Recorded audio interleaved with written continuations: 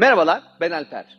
Bugün sizlere Liftkeys'in sunmuş olduğu fanlardan bahsetmek istiyorum. Asansör kabinleri ve kumanda panoları için ekonomik ekipmanlardır.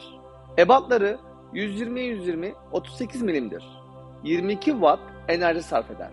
90 ile 100 metreküp arasında hava akışı sağlar. Radyal fanlar daha büyük alanların havalandırılması için kullanılır. Sedye, yük taşıma veya kişi sayılarının yüksek olduğu kabinlerde hava akışını kuvvetli sağlamak amacıyla kullanılır. Ebatları 60 milim çapında olup 180 milim veya 240 milim uzunluğunda üretilmektedir. 21 watt enerji sarf eder.